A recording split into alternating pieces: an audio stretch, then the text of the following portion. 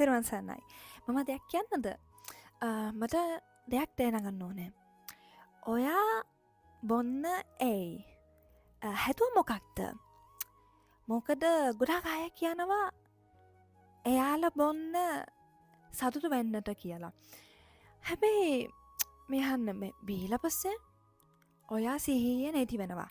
ඊට පස්සේ මිනිස්සු නැක් කරන්නු වෙනවා. ඊට පස්සේ ඔයාගේ ජීවිතය අනරක්ෂිත වෙනවා. ගිහි ජීවිතේ බොන්න නැතුව තමයි සතුටු වෙන්න පුළුවන්. සීගලවාද සුත්‍රයේදී බුදුරජාණන් වහන්සේ දේශනා කළා. ඔයාගේ සැබෑ මිතුරන් ඔයාගේ නාරක කාලයේදී උදව් කරන අය. ඔයාත් එක්ක බොන්න අය ඔයාගේ සැබෑ මිතුරන් නෙවෙයි කියලා. යාළුවෝ එක්ක බොන්න නැතුව සතුටු වෙන්න පුළුවන්. මේ ලස්සන ට්‍රිප් එකකට යන්න. ඔයාගේ යාළුවෝ එක්ක පන්සලට යන්න, පින රැස් කරගන්න, රසවත් තේ බොන්න. ඒක පොඩි ඇක්ටිවිටිස් ලස්සන කුසලවත් ඇක්ටිවිටිස් කරන්න පුළුවන්.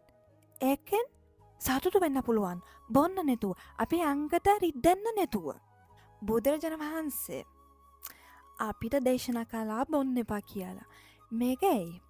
උන්වහන්සේ අපිට බොන්න එපා කිව්ව ඒක අපිට දඬුවම් කරන්න නෙවෙයි. උන්වහන්සේ එහෙම කිව්ව අපිට ආරක්ෂාව කරන්න. මොකද බීලා පස්සේ ඔක්කොම නැති වෙනවා.